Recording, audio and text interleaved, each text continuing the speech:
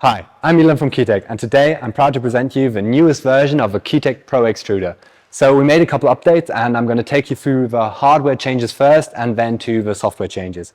So it's still the same with the 1.5 kilowatt motor, the transmission, but here we have our first change. We exchanged the aluminium part we had here to mount the hopper to a high temperature resin part. And this keeps the hopper from becoming hot. And this is really important when you have these low temperature materials that tend to stick really early. Because the hopper now, it doesn't get hot, the materials, they won't stick in the hopper, which was a thing we had to deal with before when extruding these LDPE, very low temperature polymers. So the next big change, of course, is this heat protection. And we tried to design, or we designed a heat protection that's protecting, but also not just makes it completely impractical. So what we did here is we implemented a Falltür, I don't know what it's called in English, and this enables you to easily reach the front of the extruder.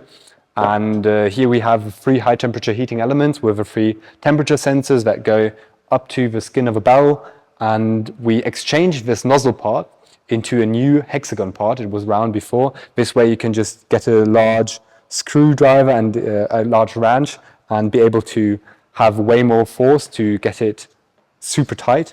And then we exchange the nozzle right here, so you can exchange different nozzles really quickly and cheaply, inexpensively, and exchange different die sizes. And on the bottom we now have a pressure sensor. It used to stick out to the side. Now it's protected in the housing. It goes down to the bottom and it's connected to the main electronics. So this is about it for the hardware.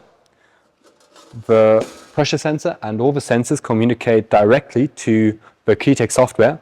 And here we can see I put it on the heating right now, so you can see our new graphing features. This is that here we have the different temperatures, the 3 heating zones. You can press a set temperature, you can change it easily by inputting fields or by pressing plus and minus. And you can see now that these graphs, they are zoomable. So if I'm really interested in, let's say, 18 o'clock, I can check, okay, this is exactly the minute.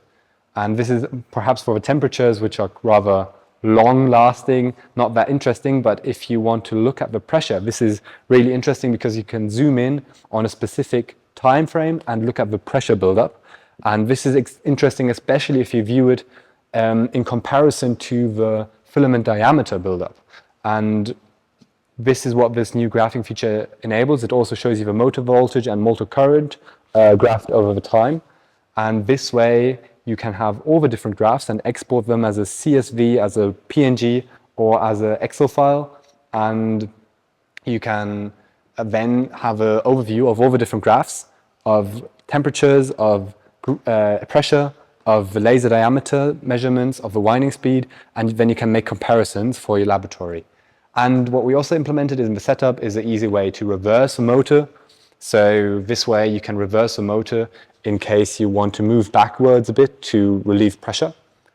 And yeah, the last tab is the handbook. This is just all the details of the extruder, so you can always reach them when you're in the software. So the last thing that you can activate here is you can activate the speed pressure sensor connection. And this is kind of the most important thing about the entire extruder. We implemented this high quality pressure sensor that communicates every microsecond with the inverter of the motor. So this way, the pressure sensor can detect the slightest pressure changes, which naturally happen, especially if you're extruding complicated technical or inhomogeneous, ununiform materials like recycled materials. The pressure sensor will notice small shifts in the pressure and instantly communicate these values into the inverter, which will instantly change the motor speed to balance this out. And this is a way quicker way to balance out changes in the material flow than to only balance out at the end when you have the laser measurement and then you change the winding pulling speed. So this is way more precise, and you can get way tighter tolerances. We're talking from tolerances up to 0.03. Even with recycled materials, because of the pressure sensor and this really fast communication that we enabled without a microcontroller in between. It goes directly to the inverter and changes the motor speed in real time. So this is kind of one of the most important features, and these are some of the most important updates. There's a lot more details you can find on our website. If you're interested in the Jarvis Pro Extruder, please contact us via email or on our website. You can see all the details, and we're happy to help you out. Or you can come visit our factory here in Darmstadt. Thank you.